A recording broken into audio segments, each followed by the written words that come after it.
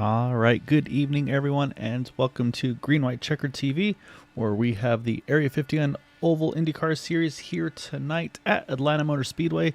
And it's not the new Super Speedway Atlanta Motor Speedway, it is the legacy one. Very abrasive track, which I think is going to be a big storyline for tonight. Will be the tire wear, see what these drivers have in store. Can they keep those tires in check for 135 laps? And of course, then just the strategy of how you want to attack this track. If you want to save and go after it later, do you want to do any fuel savings? That's always one of those things you have to keep an eye on. Again, 135 laps, hearing the fuel windows right in that low to mid 40 lap range. That means drivers will probably be able to save into the 50 lap range if needed. So say that's always a big storyline for if and when we get to those green flag pit stops, is kind of which drivers blink when, and then of course hoping that they get through that green flag pit cycle. So say Andrew's got real work or stuff going on with the holidays coming up, so as always able to pull the family strings and grab the favorite son in here, Aquabi. And I say appreciate you hopping on again here tonight. I say congrats on your two-wheel bicycle win earlier tonight. And then so now I say you get to celebrate by watching IndyCars go at about probably 220-ish or so for 135 laps. Yeah, I think their heart rates will be lower than mine, but they'll be going a lot faster. Excited to see how this track plays out. I do miss the old Atlanta, and I agree the abrasive surface should give us some interesting strategy. Fuel save may be more rewarded, as if you push it and you burn those tires up, you might regret it. Yeah, and also just the timing of if we get those yells when they come out. I mean, there could be some cautions where drivers have to decide, hey, do I want to risk this set of tires because maybe I don't have some at the later stages of the race, and that could burn me. So yeah, there's lots to figure out there. There's of course there's also that argument of tire wear versus track position, clean air, and all that. So yeah, there's gonna be a lot of decisions for these guys to make, and it's gonna be tough. And like you mentioned too, on the tire wear side of things, or sorry, the fuel saving side of things, if you save and you don't get that timely yellow and it costs you track position, then you're gonna at some point kind of have to same thing, start pushing aggressive and try to get to the front then. So yeah, it's gonna be a lot of strategies coming into play here tonight. Obviously not too far into the season. This is race number 4. Right now in the point side of things, Matt Wagner, Mark Murphy top 2 in the points, Mark with a 22-point lead. But impressively, though, those two drivers have had top 5s all 3 races so far. Right behind them, Raphael Eckert has 1 win as well with 2 top 5s. And then a little further back at Christopher Nick DeGroot there. And then the only other driver, Christopher, the other driver with the win. So again, so right now, no 2-time winners as of yet. But obviously, Mark Murphy, Matt Wagner are going to want to try to keep this top 5 streak alive. Looks like qualifying has just about completed, and it looks like, yep, they have just finished up their qualifying, so we will pull up that starting grid here in just a moment once that switches over, and we'll be able to show you where your favorite drivers are qualified here tonight.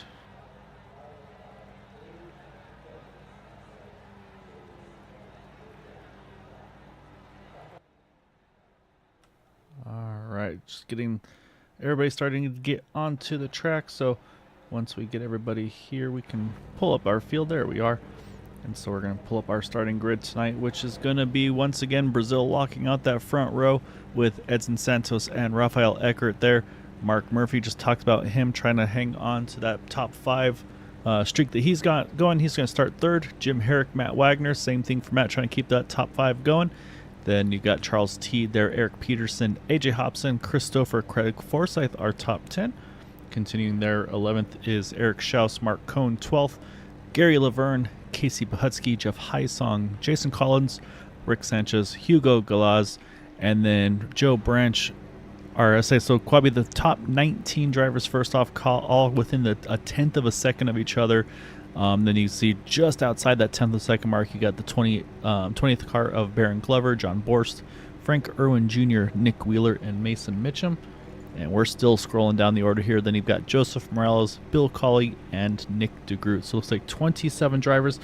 Again, I got to give a big shout out to Craig and Matt for all their hard work. Just really good recruiting, getting so many drivers in the field here tonight. And it's been a consistent upper 20s, low 30s fields week in, weekend. Of course, like I said, with the holidays, some drivers probably not able to make a few of these.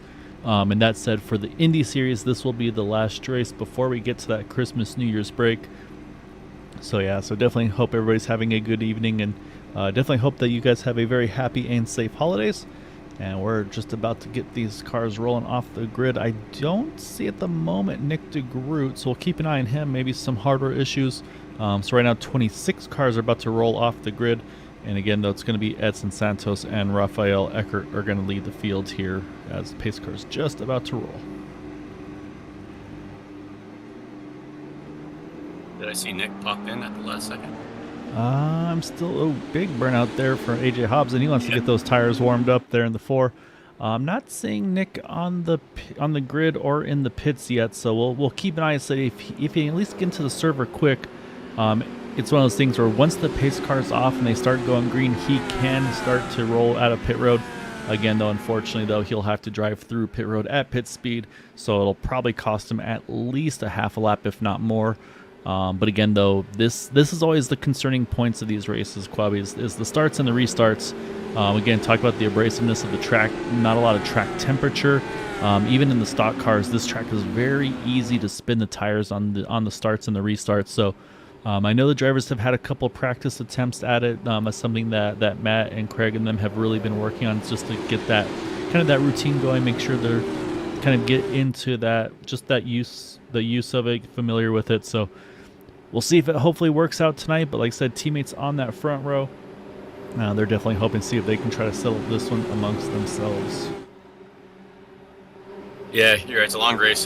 Track temperatures are pretty cool. Looks like 68 degrees. Let's see what happens.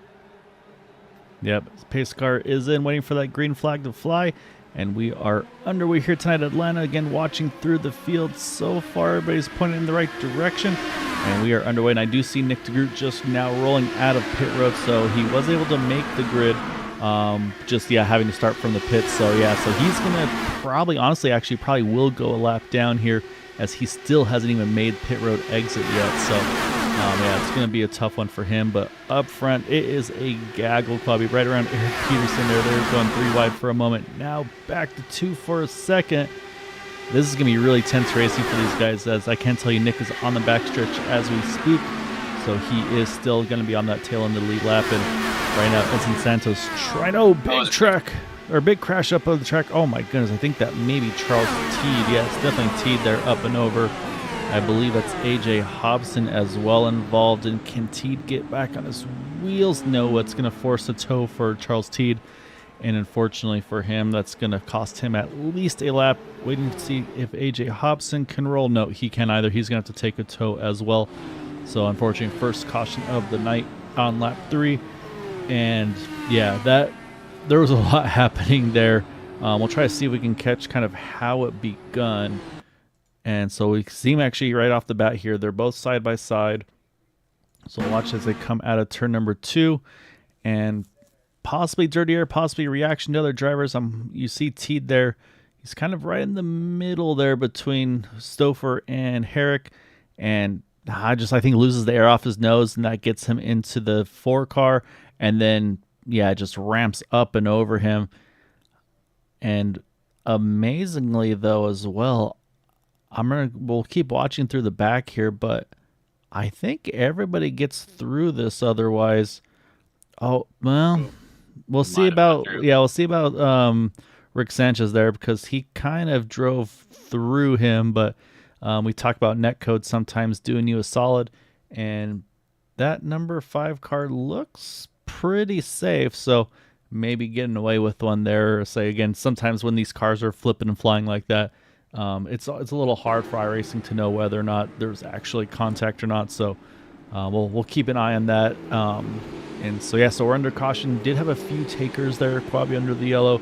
Looks like from about 21st of Rick Sanchez on back. Went ahead and hit pit road. Looks like most of these guys just getting fuel added to the car again. Talked about the tire potentials.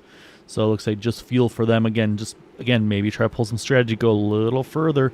Maybe they can pull something out of their hat where, again, maybe a good timing of a caution during pit stop cycles, things like that.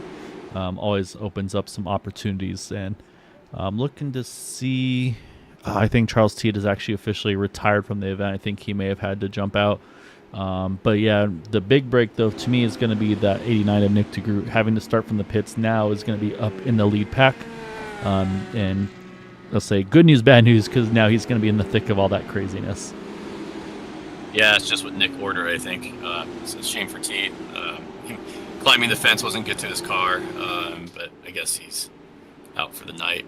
Yeah, I think we noticed on the dog leg too. Cars don't exactly know where the line is because it's kind of you react to the car in front. So I think that's going to be a problem area moving forward. Yeah, no, I definitely agree with you there as well because, and I've seen before, again, like I said, even on the stock car side of things, where especially with these cars, I mean, you're going so fast that you almost have to take that dog leg like just one big turn, like almost like a big sweeping turn, like in a D-shaped oval type situation. Because, yeah, if you just try to kind of take each turn individually, like you mentioned, you're just going to lose visibility of it. And I think especially if you're pinned up top there, it's going to be very easy to kind of smack that wall entering turn number one, just due to the sharp angle of it. So that said, though, pace car is got the lights off on it. We're about to get going once more. You see Edson Santos, he's been able to hold the lead on his side. Unfortunately, his teammate Rafael Eckert, he's fallen down to fifth. We're going to talk about Mark Murphy, Matt Wagner. They now sit second and third here on this restart.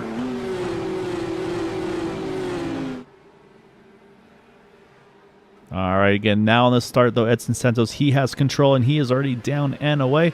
There's the green flag out, and again, this is where we always look out the back. Looks like everybody's got a nice, clean restart here. Everybody's giving themselves plenty of margin to kind of react and move around if needed. So now, again, Quabi, this is where now the momentum starts to build up, and like they all string out just a little bit, and then that accordion brings them all right back together, and we'll see if that lap 3 incident, if it kind of shakes anybody's nerves, or if we're going to probably see, especially up front, we're just going to see these guys, I think, full dice right now, and so you see Mark Murphy going to try to go for the front. Yeah, it looks like Mark's not waiting around. And, this is, if you're trying to save fuel, things get stretched out and you recompress. It's an easy way to get popped off the back. So you have to, I think I saw one in the wall maybe. Yeah, I saw maybe a little scrub to the wall. Not sure if it was maybe Christopher or not. It was in that general area, but yeah, so far it looks like everybody's good there. Moving around here, you see Mark Cohen there, and Eric Schaus there, close out of 4.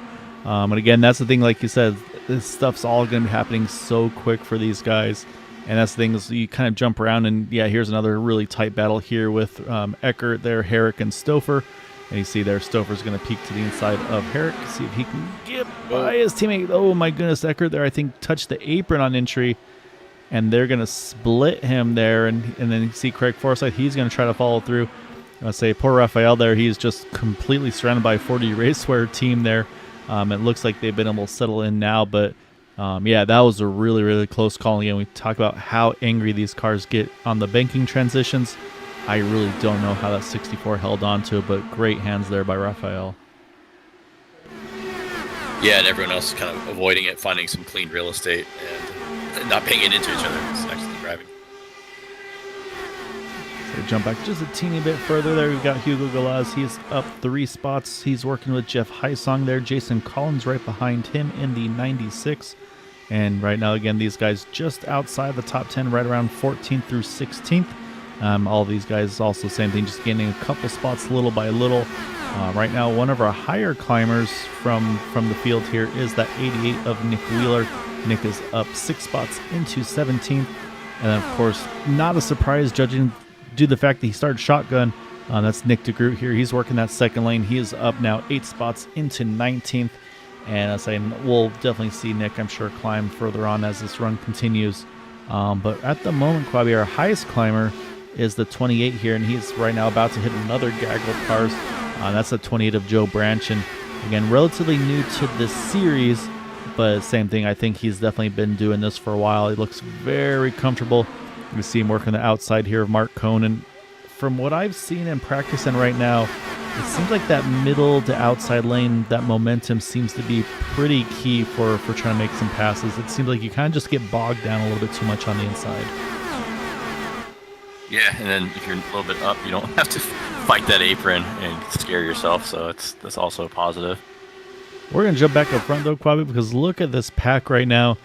I'll say I feel like we talked about Christopher a little earlier. I feel like he was like 5 spots further back at least. He's going for the lead already in that 13 car. He's working on the outside of Mark Murphy. Matt Wagner's still right there as well. Now Edson Santos, again, our pole sitter, he's dropped back into 5th. But again, we talked about the strategies where maybe some guys are trying to work some fuel. There you see there, the 13 steal a little draft off the 69.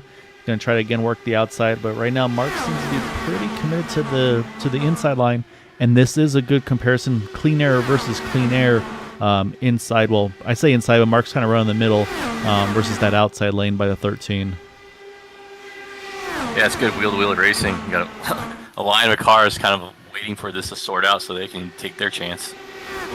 Yeah, you see Eric Peterson, he's popped into the frame there as well. He's right now riding right behind Matt, and I was saying there's going to be some guys in this pack right now that are kind of, they really like where they are because they're up in the front and they're probably not pushing the issue too much to just try to, like you said, kind of turn down the fuel map, save a little bit extra fuel. Again, hard to say how low they can turn that fuel map down. Of course, map 1 being the richest, map 5 being the least rich, or the leanest in this case, to save that little bit extra fuel.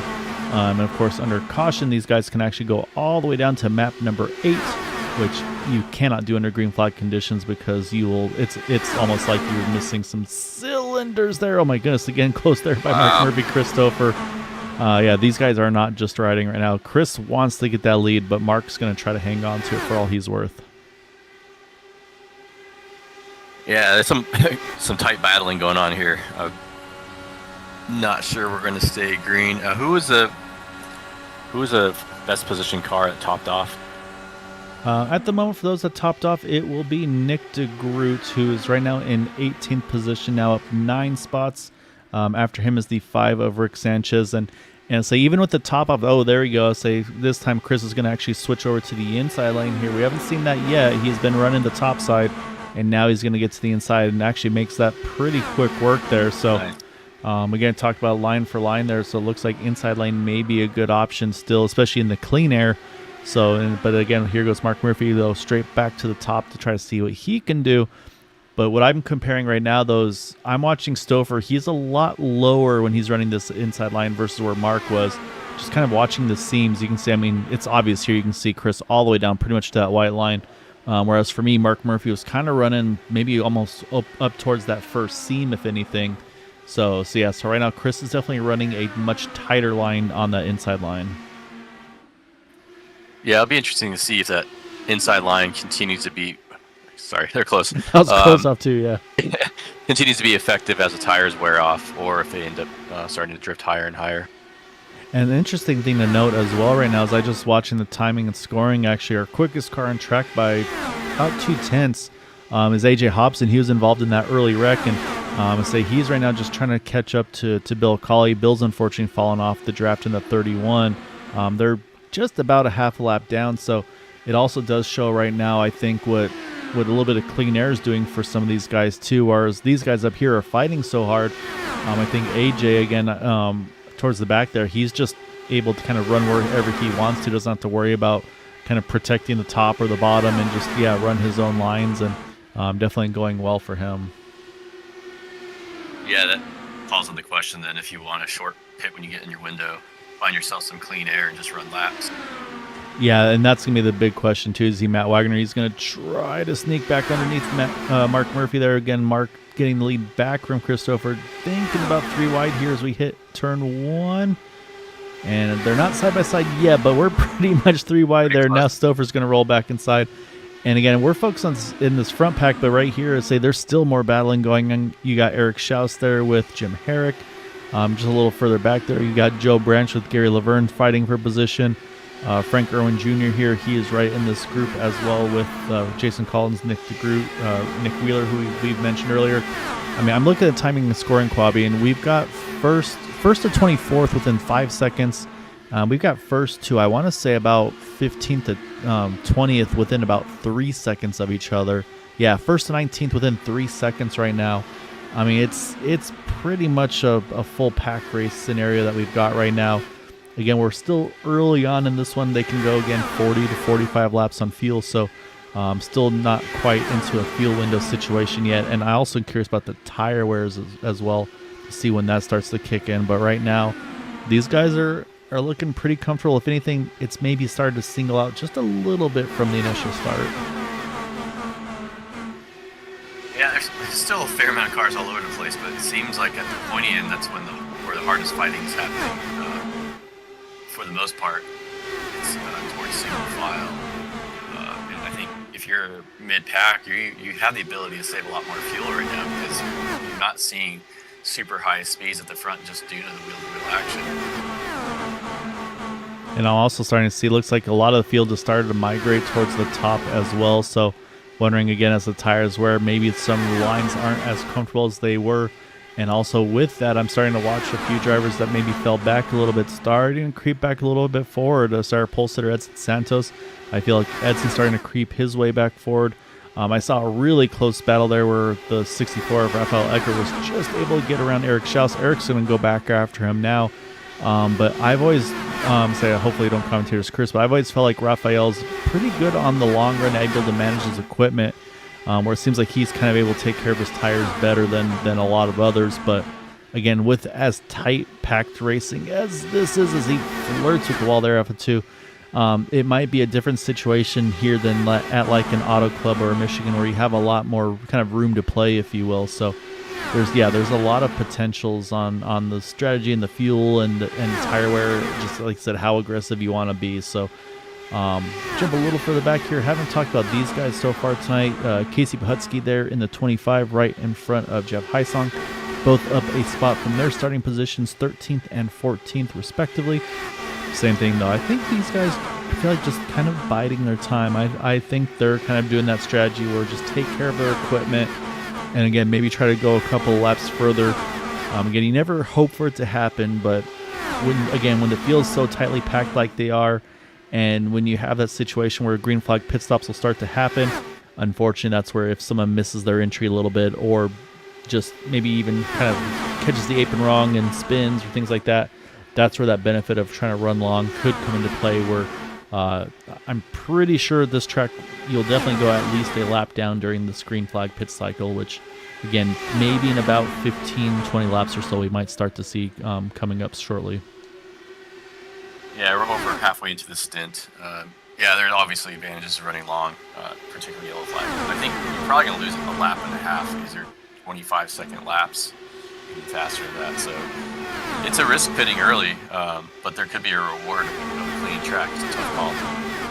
Yeah, I'm trying to keep an eye on lap times. Obviously, it's hard to see what a clean lap versus like a draft and dirty air lap is. Right now I'm watching Mark Murphy. His current laps are in the 25.50s.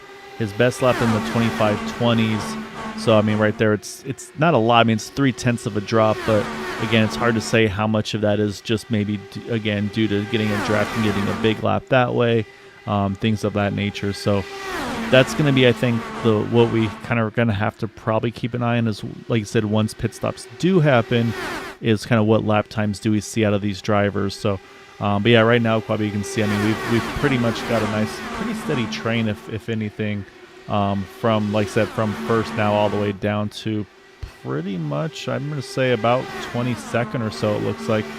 Everybody's just kind of all in this own little group here, so we'll have to keep an eye on that. I say we've had a few that have just started to straggle off the pack a little bit, maybe catching the wall a tiny bit or things of that nature, and maybe hurting their car a tiny bit, but or again, maybe just a more aggressive fuel save, and they're going to try something different here. So, but yeah, right now, like I said, we still got 22, 23 drivers all in this main pack together. Yeah, looking at AJ Hobson's times, he's running by himself, so he's running 25.4s real consistently. So he's not really slower than Mark. In a lot of cases, just a little bit faster. So, but compared to the people in the pack, he's definitely using more fuel. Yeah, exactly right. So you would think that where Mark is now, he's probably having to go map one and basically go as hard as he can, because otherwise I think he would just get swallowed alive right now by these other guys. But yeah, I mean, you're right, though. Again, it was a 25.47, so a 1/10 of a second quicker for AJ. So yeah, so I'm going to say that the kind of the clean air, and And also, I'm sure AJ is able to run like a much more just kind of typical line, if you will, where maybe arc it in from the high, kind of cut it down to the bottom, open the wheel up, let it arc out. You can see right now Mark Murphy, he's been pretty content to just kind of roll the middle all the way through. You can see he doesn't really go up to the wall down the backstretch. And then same thing when he enters the turn. He doesn't bring it to the bottom. He just runs. You can see that the seams there, just right in the middle of those two seams. So pretty much running right in the dead center of the track. And again, doesn't track it up all the way to the wall. Just kind of locked on right in that middle portion of the track here. So kind of interesting to see kind of how that's gone with him. And I said, and again, just lap time wise, this time actually they were pretty much identical for Mark Murphy and AJ Hobson. So like I said, it's definitely changing lap by lap. And it seems like Matt Wagner wants to run a little bit lower than the guys in front. I'm not sure if that's his preferred line or that's he's just taking what's left. Yeah, exactly. It's like, okay, where do I get some sort of clean air? And then actually mentioned that, look at Edson Santos, he was actually trying to creep up even a little higher there out of turn 1 and 2. Just trying the same thing, just find any extra air you can get on the front wing of that car. A little further back there, we were talking about Eckert earlier. He's gotten back around Eric Schaus. Now he's working on Eric Peterson here, trying to creep himself back into that top 5. But again, still, let's say we're definitely nearing that pit window. And so like I said, based on what we're seeing pace-wise, I'm going to say, big drift there by Craig. You can see there he's lost so much momentum as he rolled out of it to make sure he didn't get into Edson. And that's going to open up the door for Raphael as well. So he had to lift to avoid one of the teammates. The other teammate going to try to take advantage of that. And so, so I think that tells you, obviously, one, the dirty air, but then also just these tires probably are starting to get a fair bit worn. And there will definitely be zero strategy once we get to this pit stop, be it green or yellow. Everybody's going to be taking 4 tires and fuel. There's definitely, from what I was hearing, a full fuel run, these tires are probably down into, let's say, they have like a wear percentage from 100 to 0. These guys are getting down to in the 60s or so, and I think a lot of that was even in clean air. So these guys are probably having even worse tire wears on these cars in all this traffic that they're dealing with right now. Yeah, you have to get tires. And I think we need to go 45 laps on a stint too. That's close. Otherwise, you're going to have to make an extra pit stop. So we're, 3 laps away from that? Yep, exactly right. Yeah, 45 to split evening. The caution probably really helped out a lot, getting some drivers that little bit of time in map 8 to save a little bit of extra fuel. And that's probably also allowed some of these guys to turn that wick up to maybe not have to worry about maybe doing any fuel save at all, where they can just kind of map one it all the way through. Man, again there, Craig just sliding in there between the teammates here. And again, I think it's showing here, and you can see right now Craig's trying to figure out what line to take because one was at the top, one was at the bottom. And I think Matt Wagner's kind of parked in the middle there. So really, Craig didn't have anywhere to put his car for that clean air there that lap. And again, we'll be watching to see who can go how much further. Again, if we can get to this window. And right now, like I said, we're right at just about at that number. But again, I think if you can go any further, I think all these drivers are going to definitely try to get as many laps as they can. This definitely won't be a track for short pitting. Yeah, I think drivers that topped off like Nick DeGroot probably should run long, especially if they want to gain track position. They'll have a little bit less traffic in front of them. And then, of course, you have the advantage of if yellow comes out, all of a sudden you're sitting pretty. Yeah, and that's, say, obviously for you and I, on the Formula One side of things, there's the kind of the two. Actually, here comes Mark Murphy. He's going to be the first to make that dive onto pit road. Just pretty much what we thought here, Quabi. Looks like coming to lap 46. Looks like a great entry there. I think pretty much got all he could. Mark Cohn's going to come in along with him. But we talked about the undercut versus the overcut, where maybe if you pit earlier, you can kind of get in and out quicker, get those fast laps there. Ooh, that was close between Matt and Raphael there. Kind of get those fast laps in early to then try to take advantage of it. And so you can see these guys coming by the start-finish line. Now the 69-39 have yet to leave pit road. Now the 69 is rolling, so you're going to be spot on, Quabi. It's going to be about a lap and a half, it looks like. However, should give them some clean air, though, like you said, too. So, but again, now these guys are kind of sweating bullets where they need this to stay green. They need these pit stops to cycle through. I think we're about to see Stouffer. Nope, not yet for Stouffer. But yeah, so right now, again, by a fair margin, that 69 and the 39 had to hit pit road. Yeah, it's any moment now, and you can tell it's just tense out there. Yeah, no, exactly right. You can see Stouffer, he's pretty much running the bottom. I think that's him telling the field, hey, I'm coming in. So expect to see the 13 in this time by. Looks like Craig. Oh, man, Wow. that's close between the teammates there. And that's, again, that's the concern I have. Oh, we'll see if that Might have been it's on hot. time. That looked a little hot. I'm showing Hugo Galaz off the track. See, here's... Oh, Rick Sanchez just gets in there. Let's see where Hugo is. I think Hugo may have missed pit entry is kind of my guess. So I'll go back here. I'll try to take one quick look at it here. And we're... Oh, yeah, actually a big slide. And, yeah, so able to point it straight. So great job by him hanging on to it. Can tell you Casey Pahutsky's in. Oh, Gary Laverne tried to make it. Couldn't get in there. He's going to probably have to drive back on track. Hopefully has fuel to go another lap. So, yeah, so cycle is definitely underway here, Quabi. I'm seeing one driver drop to the apron there, or not the apron, but to the low side here. I wonder if, again, more pit stops looming. And, yeah, I think Edson Santos is on his way in. So, yeah, so here comes Eric Peterson. And it looks like Peterson actually gained. Look at the time gain there. Whoa. Great entry by that 36 car. I thought he was going to hit him. He gained a ton there on entry. See a little bit of smoke actually there coming out of pit road. Again, same thing. They got to be careful on those pit exits as well. So right now, I can tell you, Quabi, Mark Murphy just ran the fastest lap of the race, a 24.95. Raphael Eckert's previous lap was a 25.29, so almost 0.3 of a second quicker. This time a 25.33. Yellow. Oh, yep. Caution is out. Let's try to see where it is. And I believe, unfortunately, it might be involving Mason Mitchum here. And again, this might be one of those situations where it was in between kind of someone coming in, coming out, or we'll have to wait and see. But let's go back. Let's try to take a look. Actually, maybe Bill Colley may have had a moment too, as I'm showing him having a moment off track. So we'll start with Bill here. Oh, actually, Bill's is during a pit stop cycle. So I think, oh, look at Matt Wagner, Quabi. Matt, we didn't catch there. He made a mistake, overshot it too. But let's go to Mason Mitchum here. Where's he at? Oh, well, yeah, so he's already mid-slide. So let's go back. And is this for pit? Oh, this is interesting. Oh, so he actually was entering off of turn 3. There are two ways you can hit pit road. You kind of have the option, either come out of 4 like we've seen. Some drivers opt to try to run that bottom.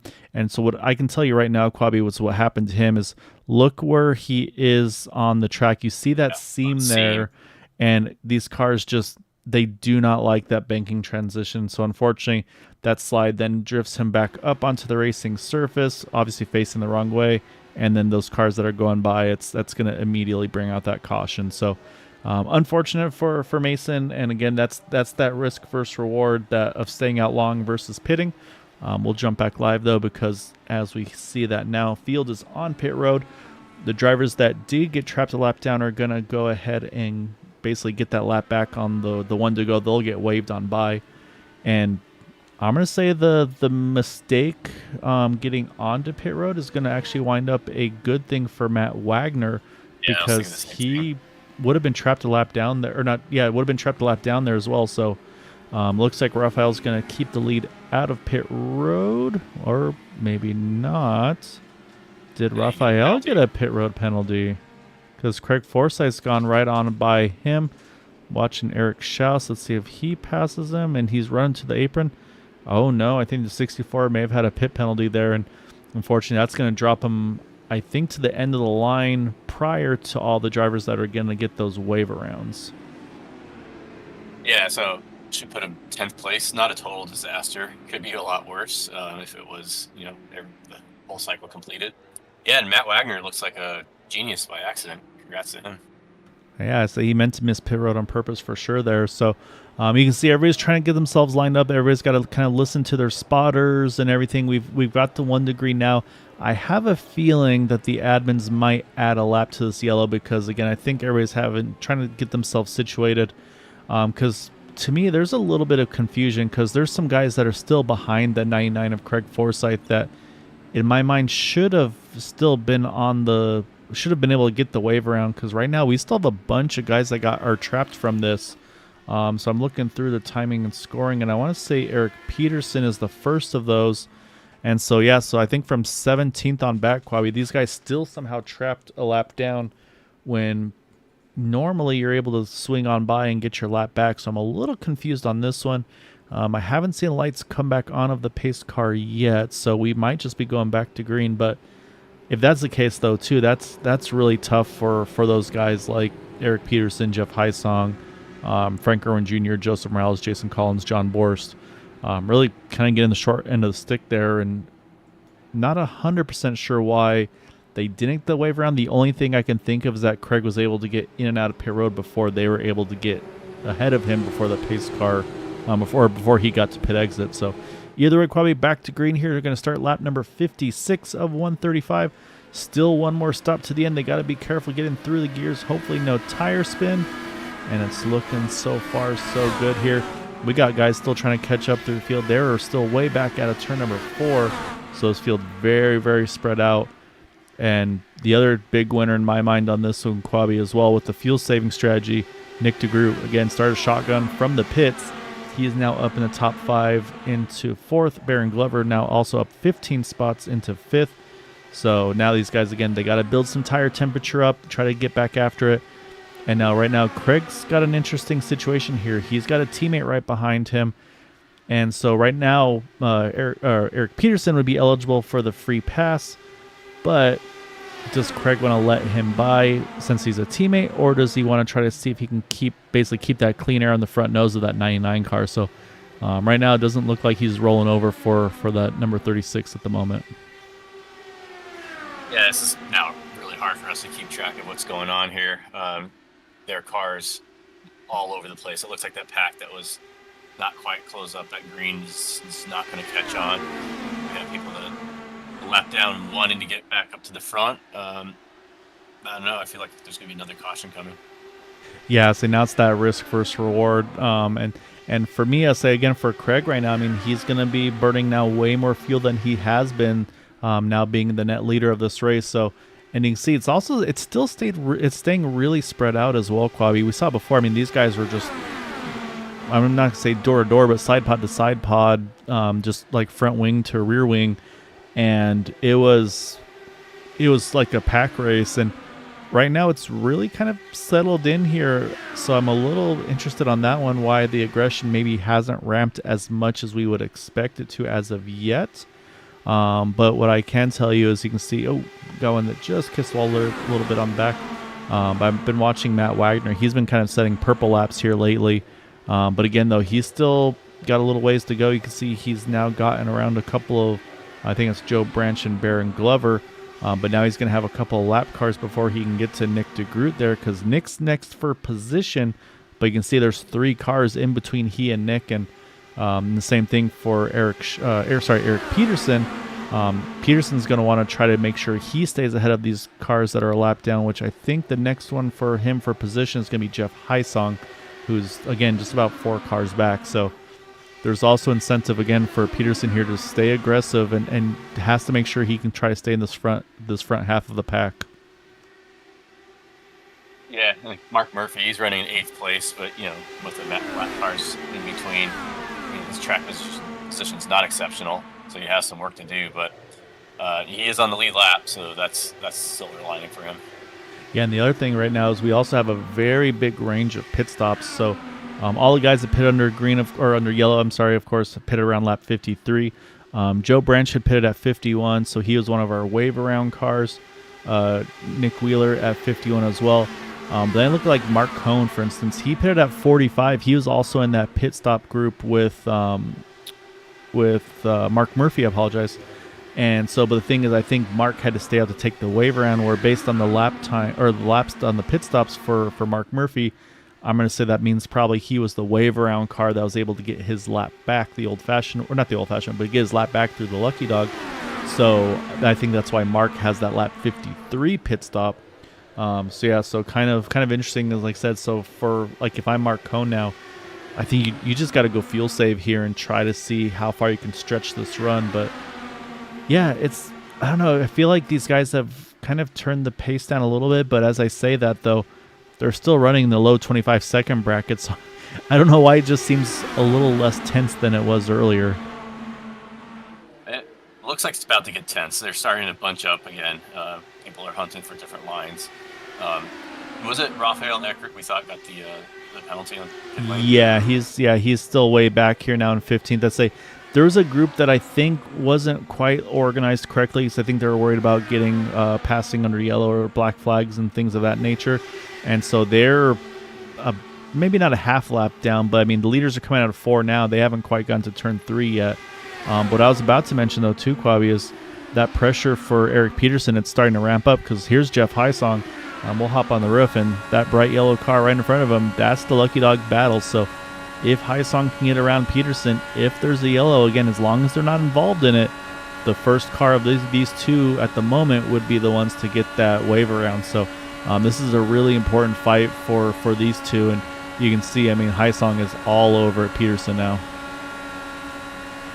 Yeah, I mean, I'm sure he's super frustrated to be trapped a lap down, and especially if he should have got a wave around. So, yeah, it's going to be a hard fight. And anyone who's on the lead lap, they want to have the position as well. Let's see what happens here. Yeah, he's going to take it up to that third lane, see what he can do. Like I said, he's going to have a hard time because I think what's happening is for Craig Forsyth as well as for Eric Peterson, again, they're going to try to run where they got the clean air. So right now that's the bottom in the middle. And so that just leaves the top side for the 18 of Jeff Hysong. So, yeah, Jeff's going to have to try to probably pull something off here to maybe catch one of them off guard, where maybe he kind of enters high and then gets a really nice exit, cut it low, steal some draft, and maybe get underneath that 36. But again, though, he's going to then just get all the dirty air off of Craig Forsyth. So, like I said, he's in a tough situation here. What he would love to see is if Eric Peterson could actually just go ahead and pass Craig Forsyth. That way, if something were to happen, Peterson would already get his lap back due to being ahead of the leader, and then it would actually give Hysong his lap back as the lucky dog. So, like I said, there's definitely ways of doing it, and right now it's not going the way Hysong would like it to go, but again, I mean, it's not going to be for a lack of effort here, and you can see he's still trying to find that move to sneak around Peterson, but just hasn't found it yet. Yeah, I think Greg's throttle pedal is stuck to the floor, so they're not going to get any pass here. Going pretty wide almost. Yeah, so he tried to sneak to the outside one more time, and yeah, I'm gonna be curious about what Craig's up to. But yeah, like I said, there might be a little bit of breathing having to be done again, just because of the abrasiveness of this track and just to kind of get the car planted on entry. So I'd be curious about that, but also. I've seen some races, and I've talked to Craig in some races where he'll actually adjust his fuel map kind of from the straights to the turns, where maybe fuel map 1 down the straights, then as soon as he hits the turn, switch it to 5. Just every drop he can save, especially right now, because, again, he's going to be the one burning the most fuel, which will put him at risk, of course, of getting trapped that lap down like we saw with Mark Murphy and Mark Cohn. So a little surprised he actually hasn't kind of let his teammate go on by to be the one to basically just pull the train along and say, hey, I'm going to save off of you. But it may be the same thing for Peterson saying like, hey, I don't want to lead this pack. I just want to stay in your draft and save all I can here. So, but we'll see. Again, I mean, these laps click off quick, Quabi. So I mean, we pit around lap 53. We're up to lap 74 already. So just not quite halfway through this fuel run. So, and then we're about 62 to go. So. That magic number on fuel again, another 20 laps or so, and they would be in that official window to the end. Yeah, with how fast these laps are, you blink and it's already well beyond halfway through this race. Yeah, no, these guys are definitely moving quick. You see Matt Wagner trying to work over Jim Herrick. So we've been focusing on the front pack for most of the time. I'm still watching lap times further back. I can tell you that these two here, you can see right here. We're gonna watch Raphael here and Edson. Is what they're doing right now, Quabi, is what we've talked about before at the bigger tracks, and that's the swap draft. And so what's happening is one will take the lead, the other one will then get the draft, swing right back on by him. It's very tough to do at a 1.5 mile track like this. But what they're doing is they're basically just switching back and forth, and in doing so, they've been gaining about 1.5 tenths or so every lap on the leaders. Oh, as I said, that caution is out. And that is going to change everything here. And I believe it may be, I'm trying to see where it is. I think it may have been the 3 of Casey Pahutsky. That's the wrong Casey Pahutsky. Where is he at? There's Casey. Yeah, I'm going to say he's involved because he's not got a front clip. And I think there may have been another car involved there too, as I'm showing. the 86, I believe, of John Borst. I think he just took a tow, unfortunately. So let's go back. We'll take a look here. We're going to start with Casey. And when a car is disappearing like that, Oh no. it's always a danger because you just don't know. And in the process of it, yeah, he's still just gone on the broadcast side of things. And so I think what's going to happen here is we'll switch over to John Borst because John was also involved in this incident from what I saw. So I think we're just going to see a car reappear. Oh my goodness.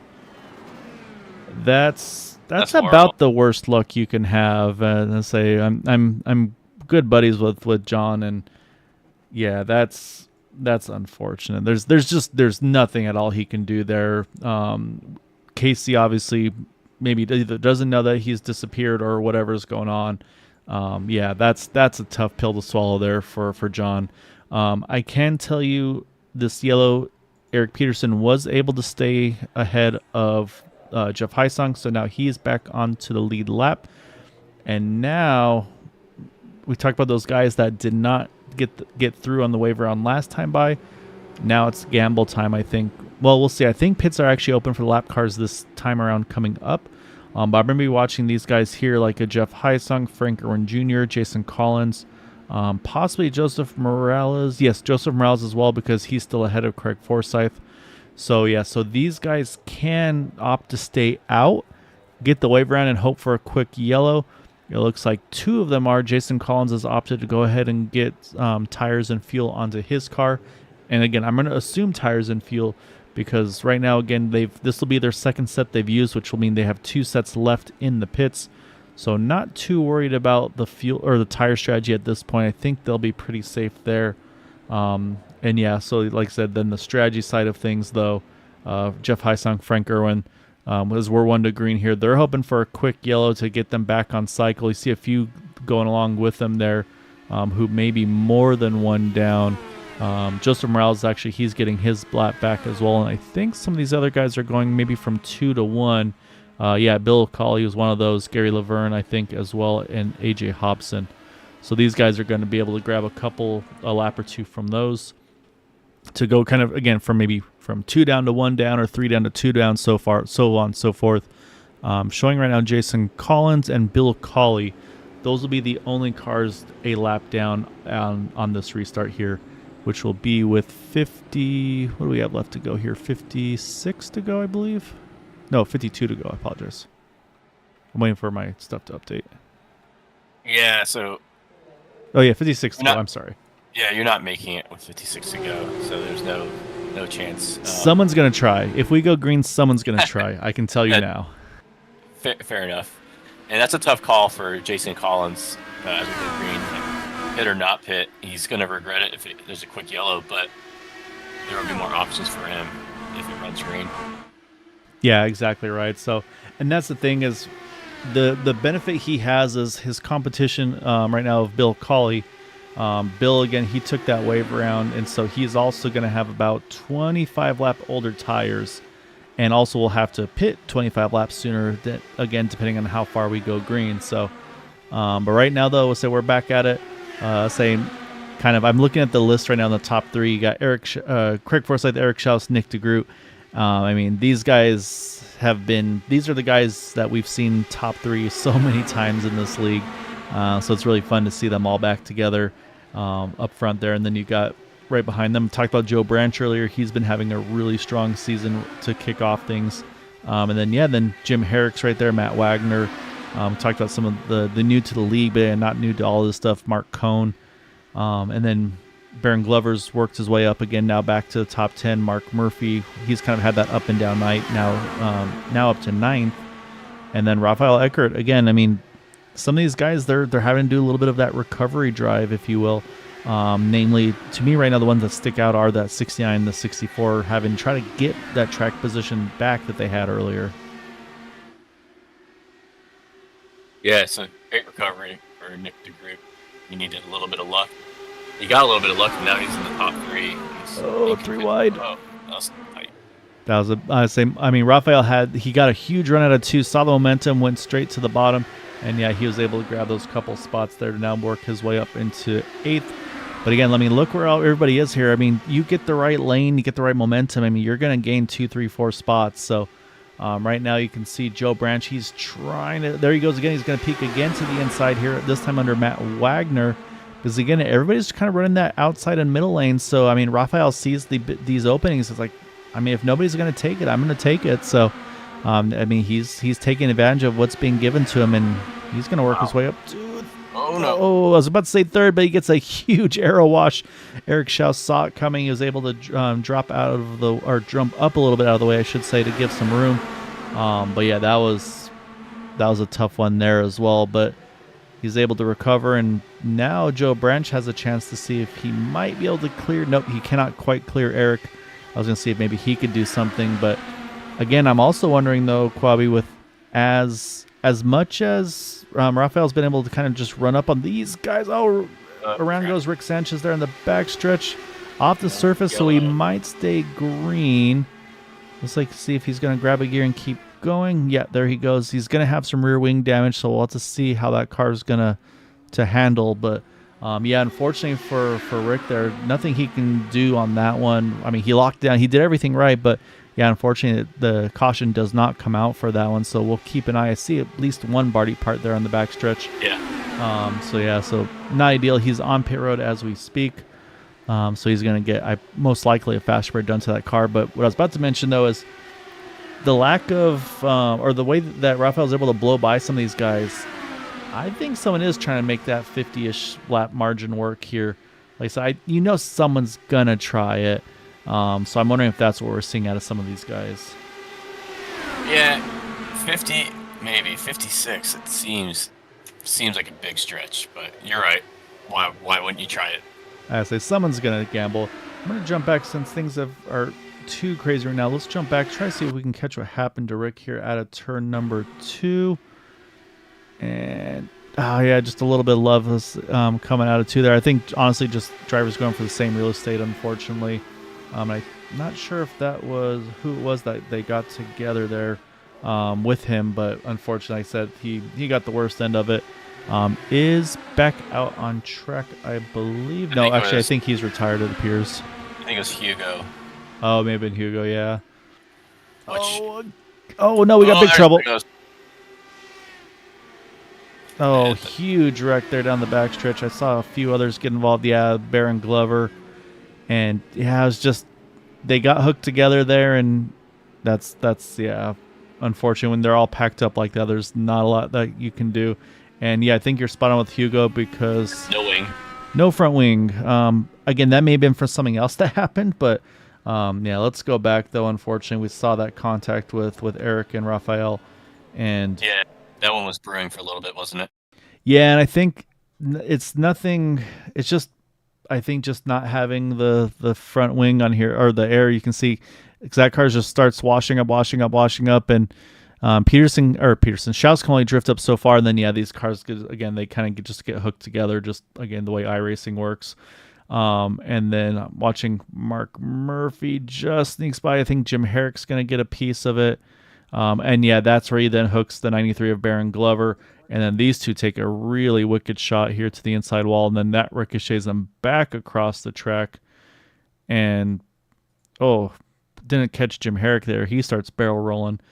Somehow, though, I think other than these two, the 93 and the 40 are kind of the only two that really got a solid piece of it afterwards. So, pretty surprised, truthfully, on that one. So, unfortunately, caution back out.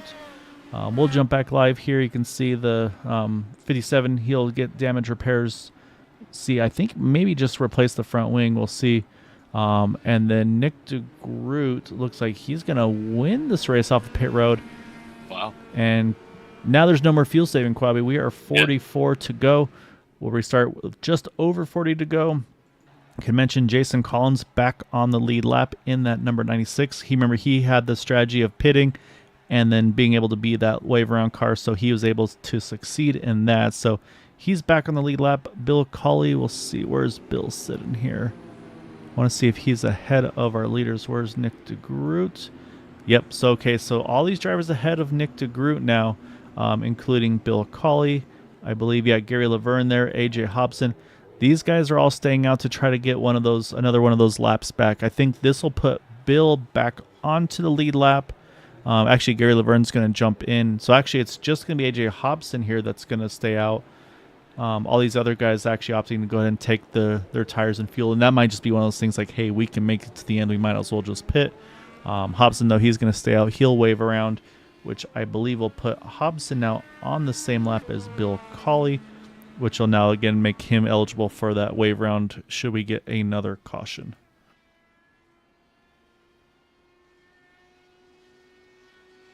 All right, now jump back up front here, Quabi, and so yeah, so kind of again the ebb and flow. You see Mark Murphy, he's worked his way all the way back up now into the third position.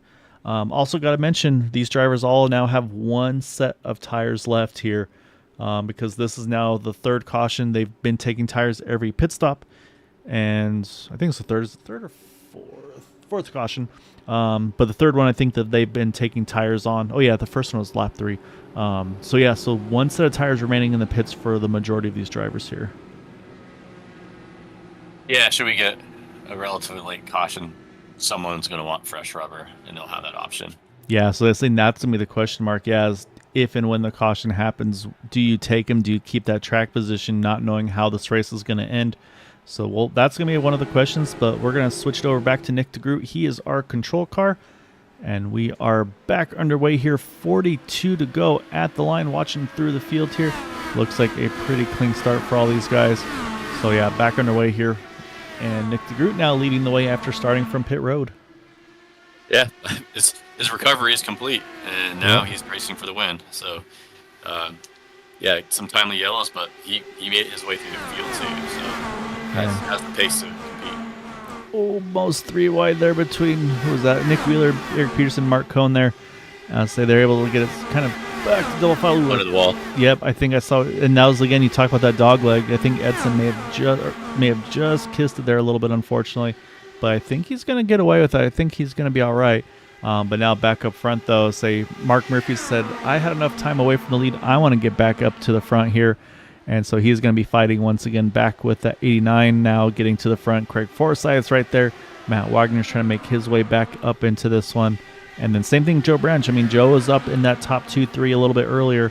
And I think these guys don't have to do any more fuel saving. I want to say these guys can map one it to the end. So I would expect, again, I think this thing is going to get a lot racier now because there's no magic number to aim for. It's just, all right, let's just get all the track position we can and see if and when yellows fall and, yeah, try to get that top spot. Yeah, the only question that we can't really answer from the booth is how are those tires wearing?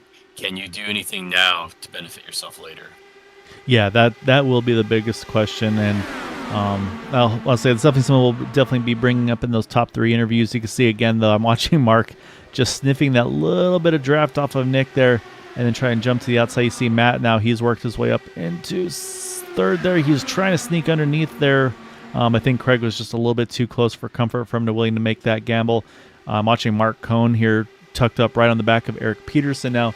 Mark's made a nice little charge here as well, getting around that number 20 of Joe Branch. And it seems like, again, these guys are starting to drift up just a little bit higher, just trying to take that outside line, that little extra. So, yeah, I'll say it's like the beginning now.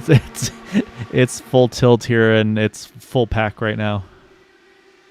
Yeah, it looks like Joe Branch is interested in using the inside lane. Like he sees it getting left open a little bit here and there, and he's been moving up a bit.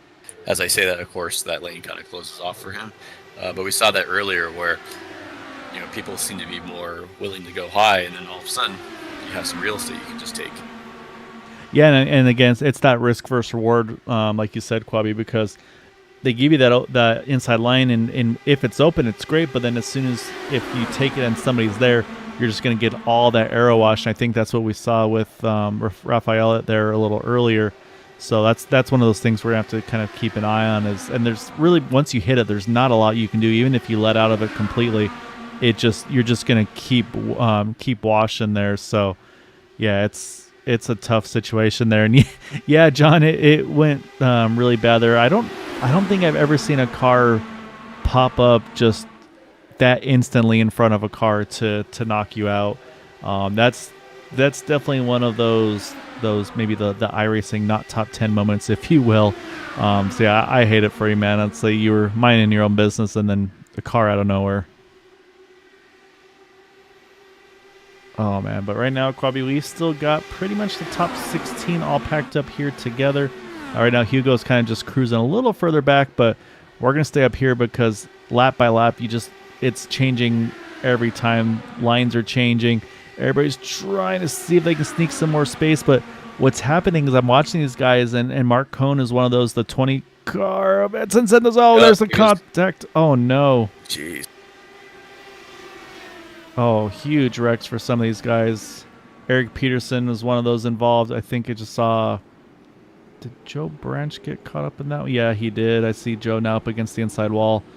And it was the same thing, I think, Quabi. I think it was just that aero wash, unfortunately, pulled those guys up into it. And there's Edson, unfortunately. You'll see, I think he's going to try to limp this thing back to pit road. I'm going to take a look at some of these other guys, see if everybody's gotten through fairly unscathed. And I think these guys are all mostly good, but let's go back. And yeah, unfortunately, that was once more here, Quabi. It was just, I think that aero wash just got them up into each other. And like I said, they were all going for, yeah, you can already see the 36 here.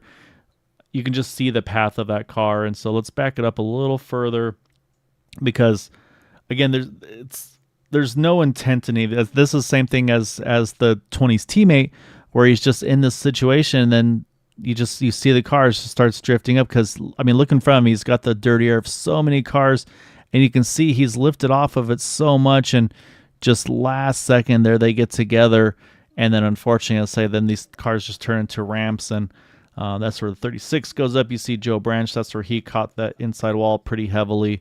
And then, yeah, and unfortunately for Edson here, or for Edson, and then for Eric, oh, yep, there's where Gary Laverne got caught up in it as well. And then, that's Mason. No, that's not Mason Mitchell. Who was that car there?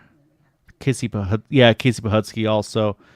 And then there's one other I saw snuck in there. Unfortunately, the caught with that one as well. So, yeah, unfortunately, a number of cars in this one, Quabi. So, caution back out. Strategy, it looks like, is going to be everybody on the same page here, which is I'm not using that set of tires yet.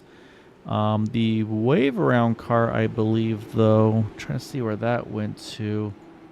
I believe may have been AJ Hobbs, and I think it is. Again, he was that one driver that opted to stay out and get the lap back, and so I think in doing so, he's able now to get himself back on the lead lap. And again, I mean, he was the one involved in that lap 3 incident with Charles Teed, so he's been fighting for 100 laps basically to try to get himself back into this position. So good on him for sticking this thing out, and yeah, back on the lead lap is that number 4. Right now, Bill Cawley now the only driver, one down, as we're already quickly back to the one to go. Yeah, it's a great recovery. He had to work at it for a long time, but you never know how these races will turn. Sometimes you stick with it and you stay 3-4 laps down, but every once in a while it works out and it's worth it. Yeah, so and that's one of those things. I mean, I do think at a track like this too, where we see how difficult it is, and so unfortunately that's where we've seen a lot of attrition. I mean, I think we've got about 24th at least on back or out of this race, and a lot of the other ones are either still having to tow or take fast repairs. 24th on back or out. Casey Putsky right now showing 8 down. So I'm not sure if he's going to get back on track or not. And like I said, then we have a number of guys that are 2-3 plus laps down. So this has definitely been an attrition race for sure. And again, I mean, it's a really fast track. A lot's happening in a very short amount of time. So it's kind of an unfortunate nature of the beast for these. They've put on some really good racing, and we've got 29 more laps of it to go. And we're going to see, again, Nick DeGroot, our control car, as he's going to lead the field back to green here. And again, we'll watch through the back here, make sure everybody's able to get that clean restart going. And so far, looks to be good to go. as they build speed back up into turn 1, heading to the backstretch. Yeah, so it looks like we lost Joe Branch from this race, and Casey indicated like his computer went black, and that's kind of led to his problem. So, oh no, sim racing has different kind of mechanical failures than regular racing, but their mechanical failures all the same. Yeah, no, unfortunately, yeah, exactly right. So while these cars really don't have the mechanical failures like in real life, yeah, we get the hardware potential failures. So you've unfortunately been done that recently yourself. So it's just, yeah, the nature of the beast, either on the internet connectivity side, computer hardware, on the computer, your steering wheels and things of that nature. Like, yeah, there's a lot of things, unfortunately, that can go wrong, and unfortunately at times do go wrong. So right now we've got a little separation with the top 5. Again, nothing too much to be concerned about. Nick Wheeler's about a half a second back, but oh man, look at Mark. Big cut to the inside line here in that 39. For a second I thought he was maybe spinning, but no, he was just making a really sharp move to get underneath Matt Wagner. But again, though, now he's got to fight that dirty air off of that 89 and the 69. Yeah, Mark Murphy and Nick DeGroot, they're fighting hard, and then the next row fighting hard. And you have Craig just sort of watching it unfold in front of him. I'm sure he's going to get in there. Yeah, I think Craig's trying to figure out where and when he can make some sort of a move. Because again, right now, I mean, we can watch from Craig's point of view is there's not a lot of options he's got for. Let's up on top of his kind of right above his helmet here. We'll watch here, and again, you can see as he tries to figure out where to go. You see this time Nick kind of drifted up a little bit. That let him get almost to the white line. Now he's going to peek underneath Matt, and now he's going to. Oh, as I said, caution is out. And oh no, I think I'm going to be commentators cursing Quabi because I think AJ Hop's involved. And it looks like also Jason Collins. He's going to get rolling here one more time. That hurts. Let's go back. We'll try to take a look, see how it all unfolded here. Right now you see we're focused on AJ, and let's say right now not seeing anything that stands out that could happen. But now I'm starting to see that wash that we just talked about. Look at the 3 car right in front of the 96. And yeah, I mean, it's exactly that. And it seems like that's been the trouble spot, Quabi. It's coming out of turn number 2. Just that inside car just gets that dirty air, and that's about all she wrote. And AJ almost has it saved. And then, yeah, just unfortunate inside wall. And that's definitely going to be suspension damage. And yeah, so AJ, I apologize for commentators cursing you because that was a really, really good recovery, and that was definitely not what we wanted to see. So, you saw AJ. He tried to disappear, but it didn't work. Yeah, and we have a little bit of split strategy now, Quabi. We have our first gambler. That's gonna be Mark Cohen. He said, "All right, I got a set of tires. We got 20. We're gonna have about 20 to go. I'm gonna try them here," and he's gonna bring some friends along. He's gonna have Jeff Heisong, Hugo Galaz. Jason Collins, we know, is going to be pitting, so he's got some wing repairs to do, and then Mason Mitchum as well. So we're going to have about 9th place on back here, opting go ahead and taking those final set of tires, put them on their cars. Looking to see on the wave around side of things, I think Eric Schaus getting one of his 2 laps back, which importantly for him, though, now is going to make him the only car 1 lap down. So now he's kind of just got to take care of his car, stay out of dramas. Because he's got a lap now on all these other guys like Gary Laverne, Baron Glover, Eric Peterson, Edson Santos, Bill Cawley. I mean, him being the first of those cars that were 2 down is a huge, huge benefit for him because now he's got pretty much a free ride to hopefully the next wave round should he get one. Yeah, I like the call of getting tires now. If you're sitting 9th place, you got enough time, assuming it goes green, to take advantage of those tires. Really curious to see how that plays out. Yeah, I like the gamble here for Mark. Like I say, I mean, he was up there. He was up in about top 3, 4, 5 spots, I think. Again, just kind of dependent on the lap where he was as we get the one to green here. So yeah, no, I like the gamble a lot because, I mean, even in the grand scheme of things, he's probably lost a net maybe 5 spots. And yeah, so now he's going to have about 20 lap fresher tires than the front runners. However, the previous yellow Quabi, we had Rafael Eckert and Joseph Morales. They had both pitted here, so they actually have about 10 to 15 lap fresher tires than the leaders here. So There's also a little bit that can come up here, but the other thing I didn't think about, Quabi, again with the way the IndyCar rules are, is the lap cars don't have to drop to the back. So so you can see here's Craig Forsyth, Frank Irwin Jr. They're all right there, but then the blue and yellow car, that's where Frank Irwin is. Now where's Mark? He's about 5-6 plus cars back from a car that's only 2-3 spots ahead of him. So he's going to be hoping that the lap cars are going to play nice and let him swing on by, especially like I mentioned too with the fact that right now Eric Schaus is the only car one down. He can maybe try to like, hey guys, you're not going to get the wave around on the next yellow, so can I just go ahead and go on by? So we'll see. But yeah, so we'll keep an eye on the tire strategy from him as well from the 64 and the 60 as we are back to green, 21 to go. It is the holiday season, so maybe someone's feeling charitable, but I don't think all of them will feel charitable, so he's got to earn some of those positions.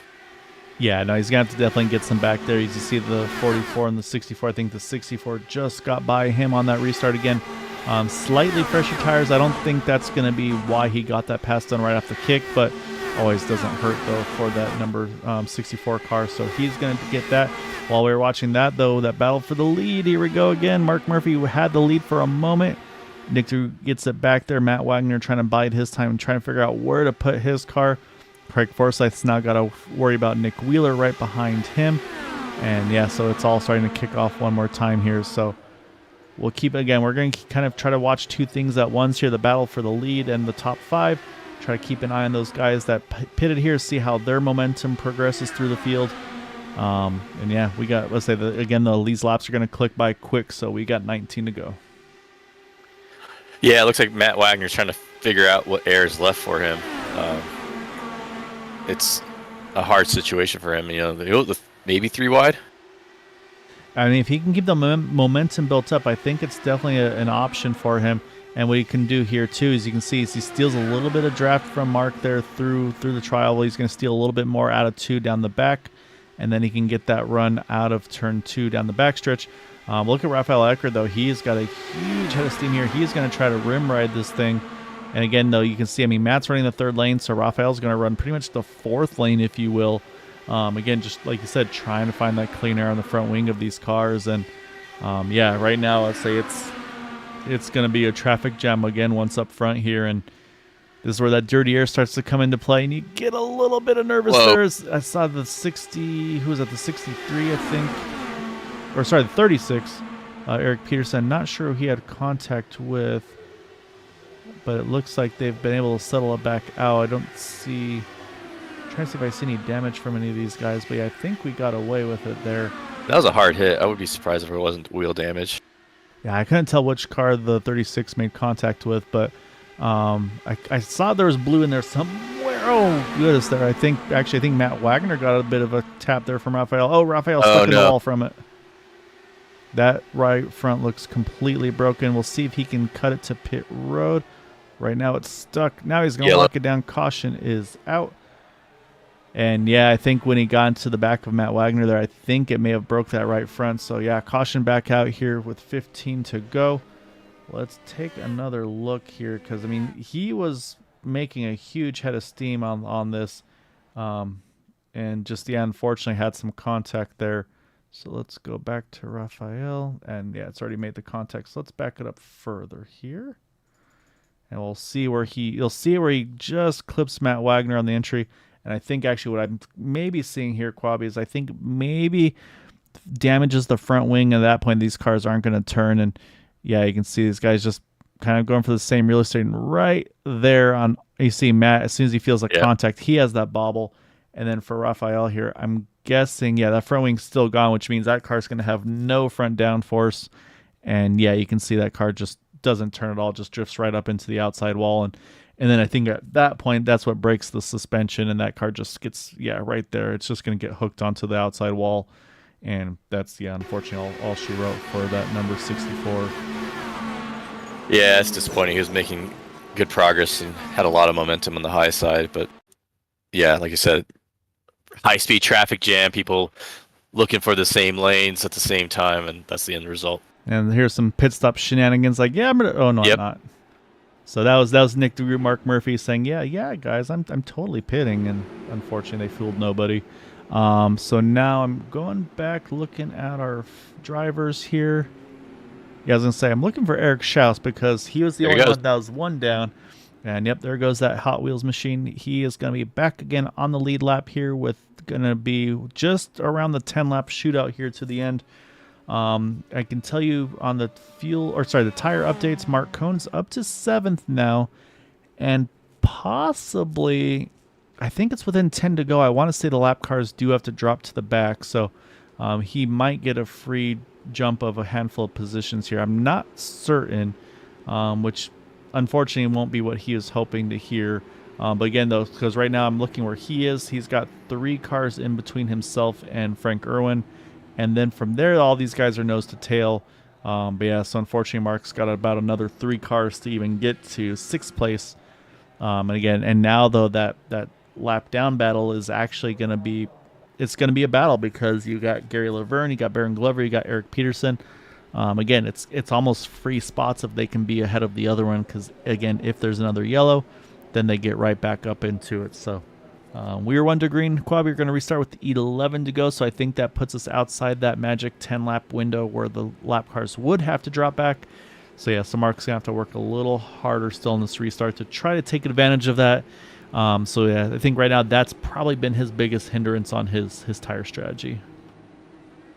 Yeah, I like to gamble the time. It's not looking like it's going to pay off.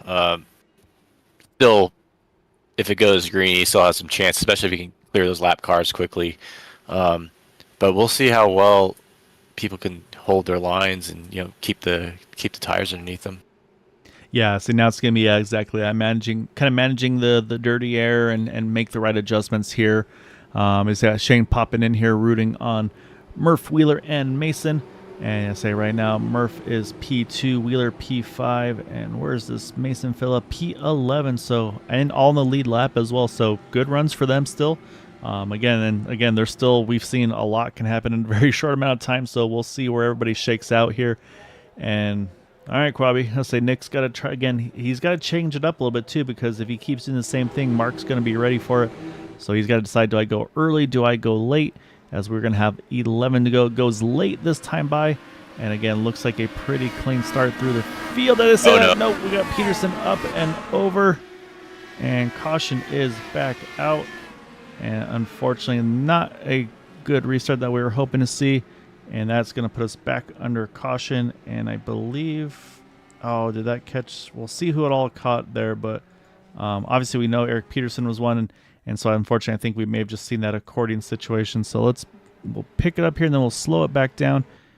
And then we'll see if we can find where that accordion starts to happen. And it looks like it's... You see everybody starts to roll here. Yeah, where do we see the... It's always hard to catch the initial check, right? Oh, I think it may have been maybe the 34, and then, yeah, in reaction there. And so there goes Peterson up and over. Does Mark get through? Ooh, he does. He just sneaks by on the outside there, so that's a big break for him. And then looking to see if everybody else gets through. No. Oh, yeah, the 20 gets a piece of that. Possibly also the 60 there. I'm watching Joseph Morales. Not sure if he got caught up in that one as well. And then, yeah, so a couple close calls for these guys. So, unfortunately, a quick yellow there. So that's going to put us back under yellow and within the 10 to go mark as well, Quabi. So, I guess good news, bad news. This might answer my question for Mark Cohn. So we'll find out here if he's able to jump around a couple guys. We'll be able to tell. But actually, I think he lost a spot during that whole sequence because I'm showing Hugo now ahead of Mark. So, yeah, not 100% sure on that one, how that all came about. But, yeah, so right now, actually, Hugo the furthest up of those on that lap 112 pit stop. And then great news for Eric Schaus because he's back on the lead lap, and now he's going to cycle a lot further up in the field. And then Gary Laverne's going to get, again, one of those 2 laps back. So he'll be back to just the 1 down, which, again, now puts him out of danger from his competition, not having to worry about fighting for that 2 lap down spot. So now he knows that stay out of trouble. 14th place is guaranteed. Maybe get some extra freebies in the last portion of this race. Yeah, for Mark Cohn, it's like, yeah, get rid of lap cars, but you also take away precious laps. So yeah, it's a balance, unfortunately. So yeah, it's gonna be. I'd say the other probably issue is, I think, with all these caution laps, is he's not getting that long green run that he probably would have liked to see, where all the leaders' tires are probably all kind of got to a nice temperature now. And so yeah, so again, I mean, as it sits right now, he's showing an 8th. I mean, that's still a really good result. Right now, again, I think I'm going to say like it's a net loss of a couple spots. And yeah, there you go. He's able to swing back right around the Baron Glover there. So, and yeah, so he's trying to get himself situated. So he'll be behind Hugo Galaz. And yeah, the lap down cars are going to drop one more spot back. And the other thing to mention, Quabi, this in the Area 51 Oval IndyCar Series, as there goes the 34 back around. I thought he already had gotten one. So not 100% sure on that one for Gary. So, but that said, lights are off. So we'll wait and see how that one's going there. But it's a huge break for Gary, because I'm showing him now being, I think, back on the lead lap. Actually, he's hitting pit road as we speak. So not 100% sure. But anyway, Quabi, in this series there are no green white checkered. So basically, we do have a couple lap cars as well. So with about 4-ish to go, if a caution comes out, I think that's going to do it. So it prevents that option of like, I'm just going to wait till the last lap and make the big move. So you can see also Nick DeGroot, he's actually laying back a little bit here. I said the field's really spread out right now on this restart. Usually these guys are pretty nose to tail. I'm intrigued on this one. Wow. He is down and away. What is going to happen, though, for Mark Murphy, he's going to get a big head of steam here, but the question is, will he get there quick enough? But yeah, this is really going to space this field out here on this restart. You see Mark Cohn, he has gone back around Hugo Galaz, but yeah, we're going to see some really big closing rates here. Again, we got to stay green for it, but this field's really spread out here at this restart. yeah, I'm guessing it's deliberate. Looking like it's working. Yeah, it just depends on when it's going to kind of settle in. Let me see Matt. He's still in a bunch of draft. He's going to actually back out of it. Oh, Yellow. Caution out. And this is going to be an important one, Quabi, because depending at the time of the yellow, and it looks like at the time of the yellow, it's going to put that 69 ahead. And I think Baron Glover maybe, is in pit road, so he may have been the car involved. Let's go back. We'll take a look here. Oh, the car's already spinning, so let's go back a little further and try to see. I think the car just steps on him. And then I think what you're going to see is right there, you'll see a car pop up. And yep.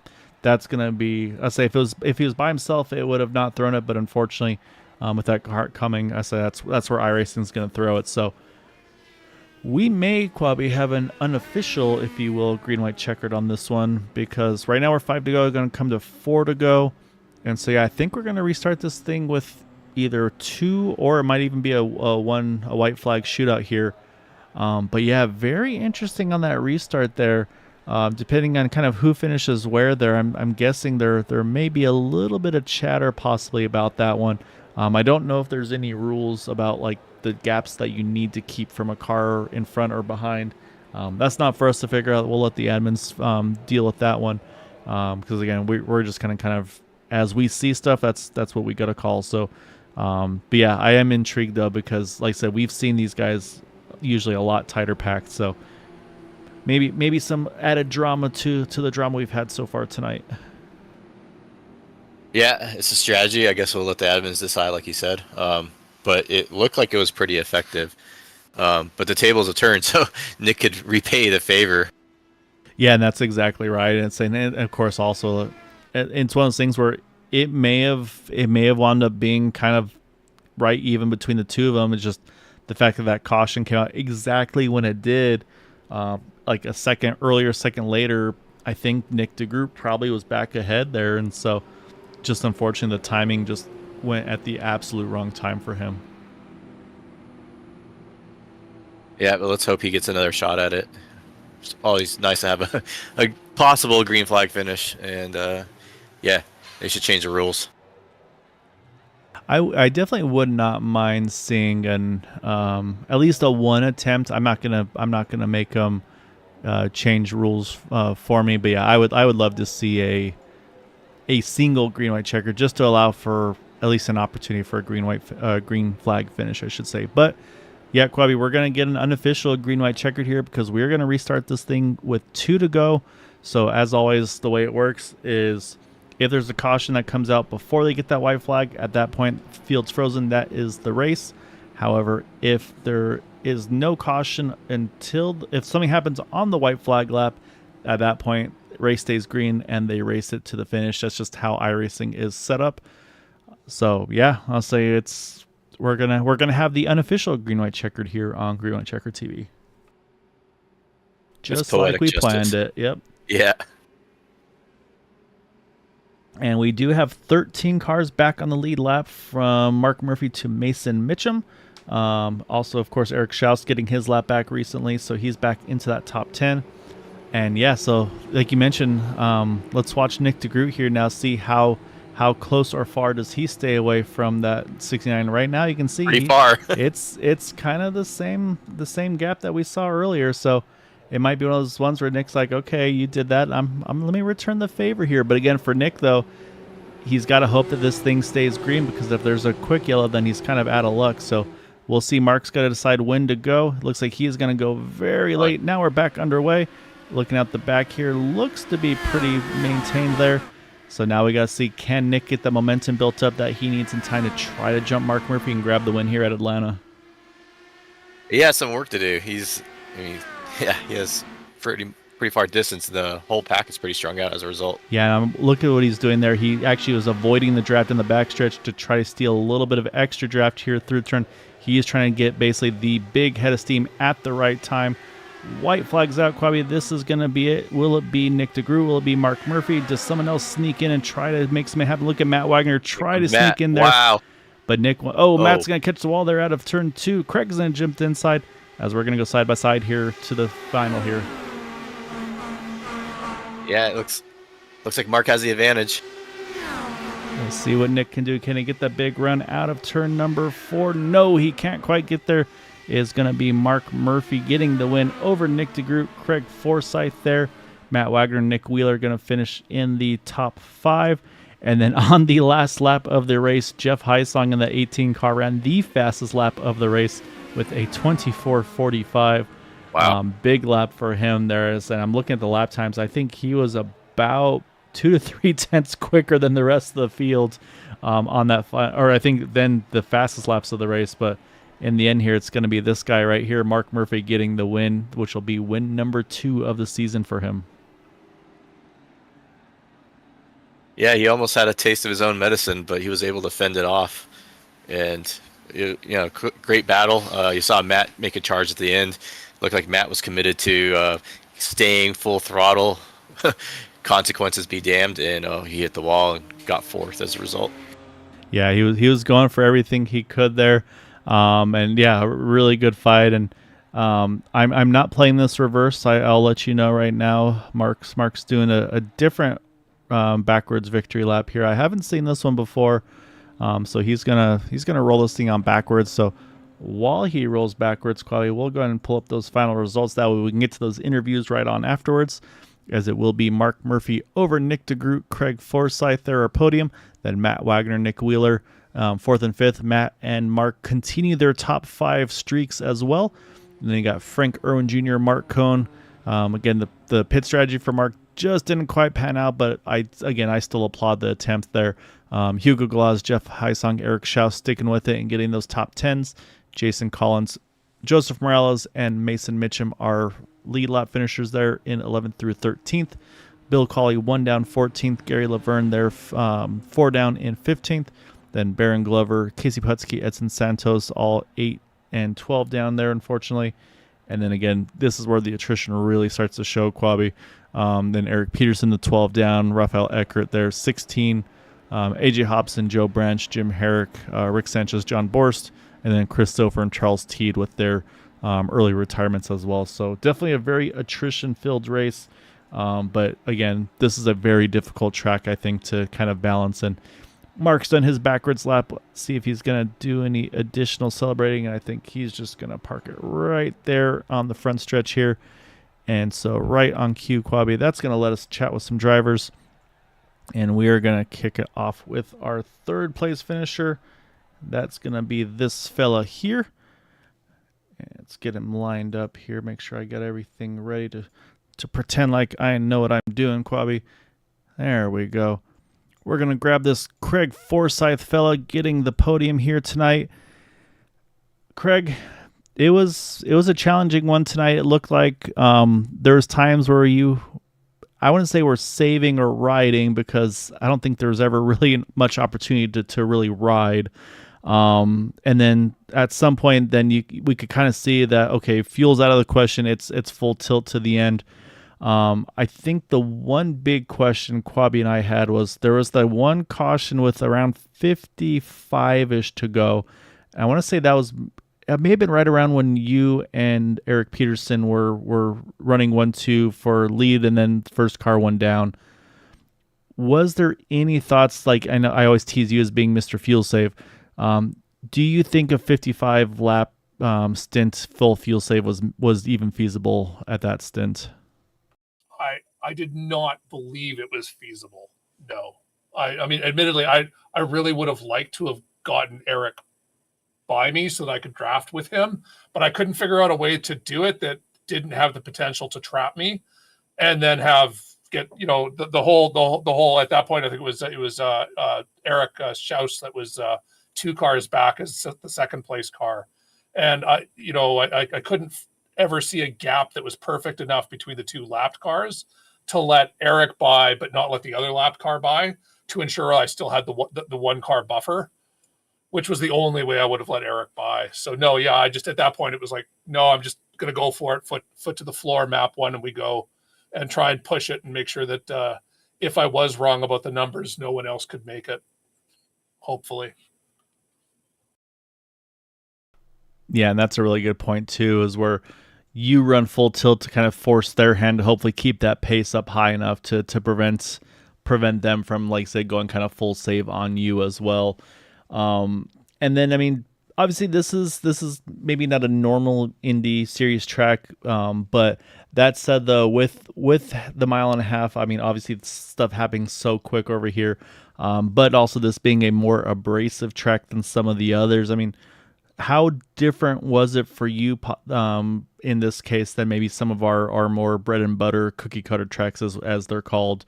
Did it feel like it was kind of the same, or did this one have its own little animals to deal with?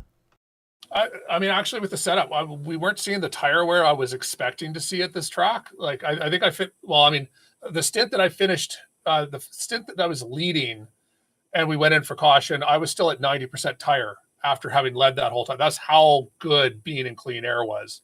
I was down in the 70s on the earlier stints in all the traffic, where I think one of the guys said he was down in the 50s. So it's like there could be, depending on your driving style, there could have been a massive, and of course how much traffic you were dealing with.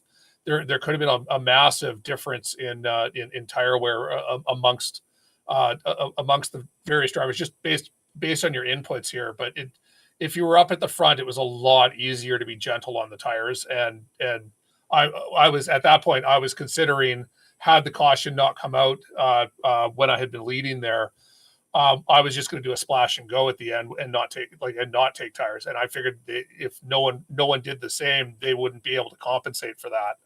So I had, at that point, I had that much confidence. It's just then the caution came out and I slid through my box under the caution, and that's what got Nick ahead of me. And from there, it was just a tumble backwards as I couldn't compensate for suddenly being in the dirty air again. And all the other guys were swarming me and showing me what they could do.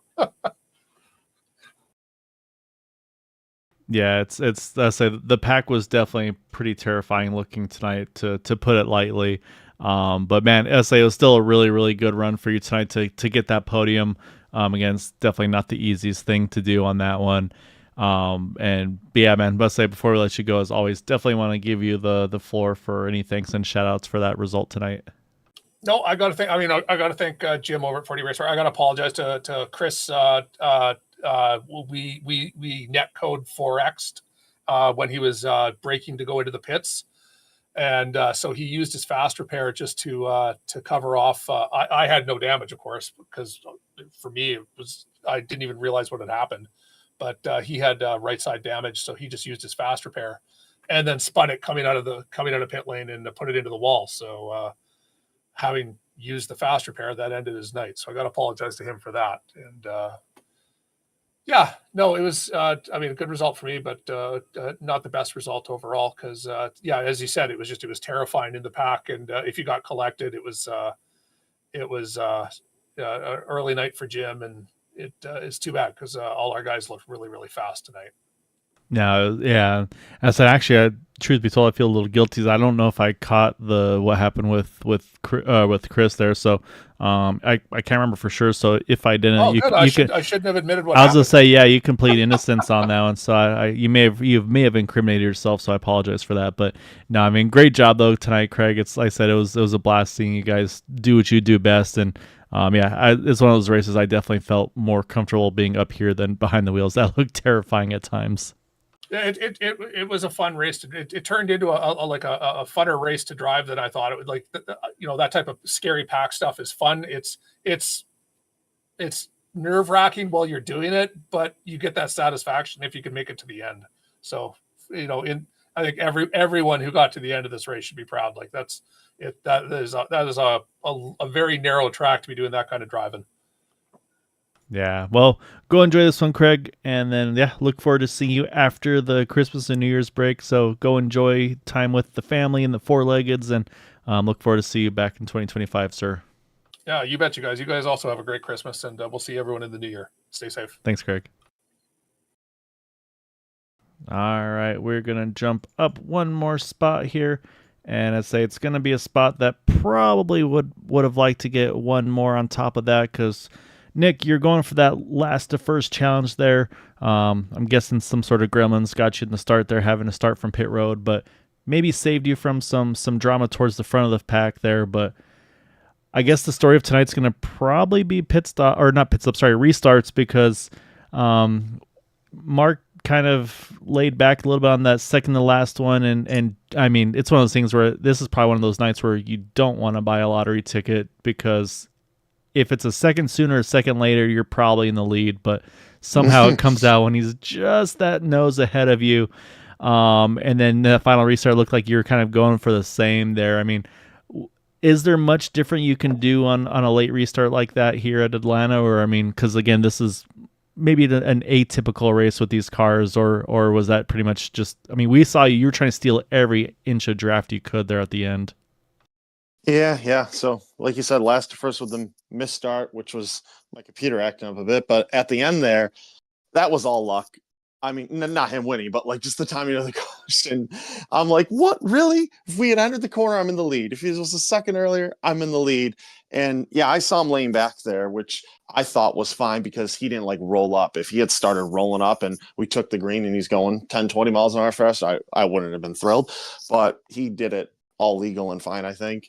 And just it's funny, where he ended up on the back switch is where he ended up pretty much every restart. He would nose right in front of me and then we'd enter the corner. But that caution came out in that one sliver of a moment when he had the lead.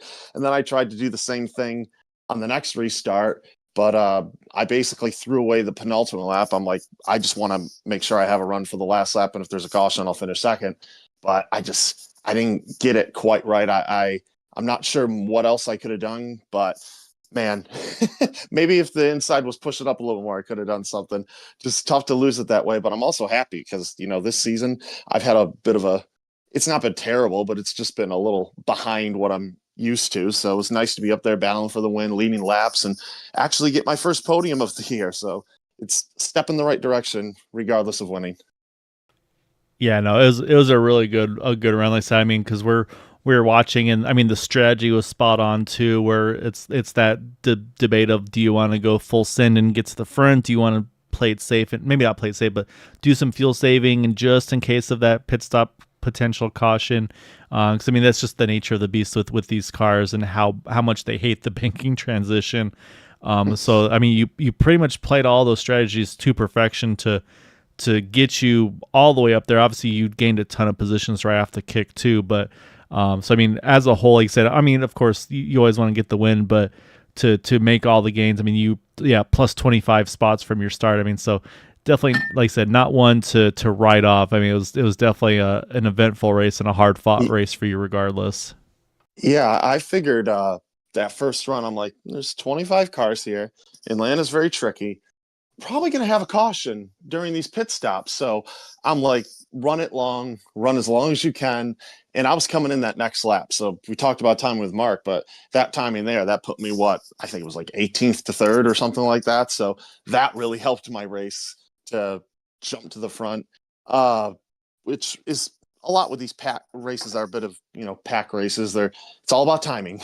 When you pit, when the caution comes out, when you're leading, the time of caution, how you time the run, all about timing. But looking at it, it was also kind of interesting because entering the race, I had the mindset of this is going to be terrifying because I thought we were at New Atlanta with with the crazy baking and everything. So when I showed up and saw Old Atlanta, I was pleasantly surprised because I quite like this place. I wish I of course started up front, but it all worked out in the end. And I'm just, Mark, he has been throwing up some great results this year. I think he's already got a couple wins. It's always good to race with him because he's one of the cleanest guys out there. And let me tell you, he was laying on my door every single corner, every single straightaway. He wasn't giving me a minute to breathe, which is really impressive that he was able to do that without any issue whatsoever. It was just great racing.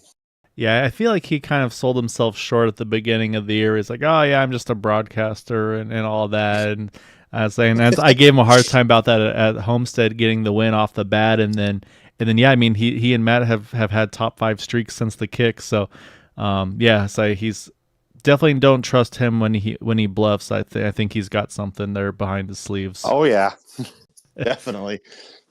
But no, Nick, I mean, a great job tonight. Like I said, it was just about perfect. To say just that one restart, obviously, but definitely, I said, nothing to hold your head on. So definitely, as always, got to give you that floor for any thanks and shouts for that runner up tonight. Yeah, thanks everybody who backs and supports me. Sorry I didn't get the win, but I hope you're happy with the podium. And motorsport.com, Covymore.com, Canvas Shoes, and everybody else who supports us. It's cool to get a nice result right before the little break we're getting here before the new year. So hopefully we can carry that into the next 3 races and keep marching forward because podiums are nice, wins are nicer, and I really got to start gaining some points on Mark because he's going to run away with this thing at this point. Yeah, it's about time to put a bounty on him, it looks like. So, great job, Nick. And yeah, definitely enjoy the break, man. I hope you have a great time with friends and family and everything. And look forward to seeing you continue strong here in 2025, man. You as well. Enjoy the end of the year, everybody. All right, that leaves us one driver left to chat with, and it's this fella right here. And I said it, Quabi. I said at the beginning of the year, I talked to him. It was like, "Oh yeah, I just broadcast," and I said, "We'll see how I do in the racing." And I don't know. I'm not going to play poker with you, Mark, because you've been a monster this season. The top 5 streak continues, 2nd win of the year. And I mean, you were up there most of the racers. One point you got shuffled back a little bit. Obviously, the kind of being up front made you burn the extra fuel, get caught by the caution, but able to get back up there and then make the big move on that restart to get Nick for the lead and able to hang on to it there at the end. I mean, take us through the night because obviously it wasn't just up front and stay planted. I mean, you had to work through a few times. Yeah, so first and foremost, my hat's off to Seb Alexander, Indy Alliance Racing teammate. He was in the spotter stand tonight, and Seb called an amazing race. We figured it was just going to be 3 45 lap runs. I made the first one, got to 45, came to pit road, came out, and we were plenty quick. And the caution came out one lap too soon, I think.